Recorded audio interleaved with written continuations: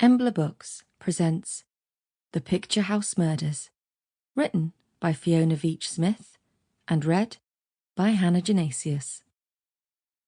Stay tuned after the end of the audiobook for an exclusive sample from the next audiobook in the Clara Vale series, The Pantomime Murders, read by Hannah Genesius. Prologue. London, Covent Garden, Thursday, 15th August 1929. The woman in the cage swung out over the audience, enthralling them with her bird-like song. Back and forth she swung. Her exquisite face, framed by a headdress of feathers, was the visage of an untouchable goddess, while her shapely legs tempted every man and woman in the theatre below. On a nearby balcony, only two men seemed immune to the canary's charms. The gentleman detective, Philo Vance, and his client, the father of a young man who had fallen victim to the showgirl's seductive blackmail.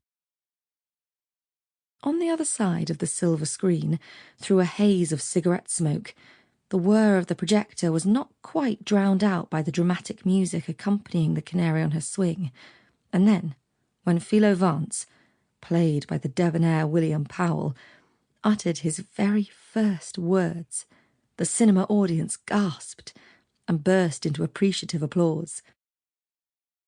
Clara Vale, a dark-haired woman of around 30, had what some would call an air of aloofness, but others, more discerning, a quiet watchfulness, smiled to herself. She too was thrilled to attend her first talkie. To hear William Powell's dulcet tones made him even more attractive. Clara wondered what the canary, the talented Louise Brooks, whom she had previously only seen in silent films, would sound like. The first full talkie, Lights of New York, had been released the previous year, but it had taken time for picture houses to upgrade their facilities to show them, even here in London.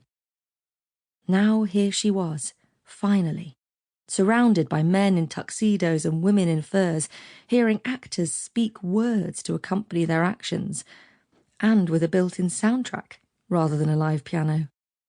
It was intoxicating. However, once Clara got over the euphoria of the experience, she settled down to enjoy the flick and to engage her little grey cells, as Mrs. Christie's fictional detective Hercule Poirot put it, to work out who killed the canary.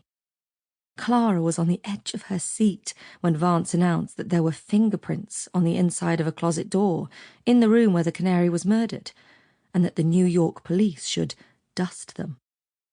But then she slumped further and further back as Vance failed to follow through on the scientific method.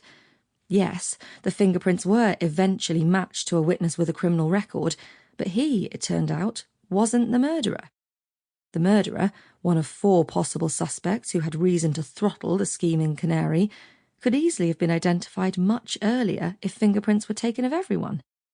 Why on earth hadn't Vance done that? And why, Clara asked herself, did Vance not follow through on the voice on the gramophone recording that was apparently a man pretending to be a woman? Scientifically, it could have been proven if the recording was slowed down. Even the greenest of science undergraduates knew that the frequency of a man's voice differed from that of a woman, 85 to 155 Hz compared to 165 to 255 Hz, and that this could be evidenced graphically. Clara was still muttering to herself as the final credits came up. She applauded with the rest of the audience, genuinely appreciating the technological wizardry that had brought images and sound together, but she was disappointed with the plotting.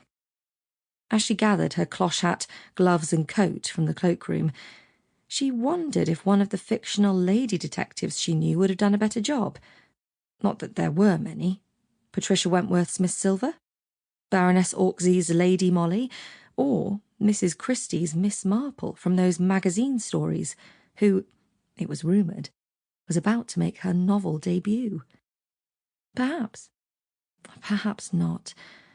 Clara smiled to herself as she waited for a taxi, the only woman there, it seemed, unaccompanied by a man, and dared to believe she would have done a better job. It was simply logic. Sample complete. Ready to continue?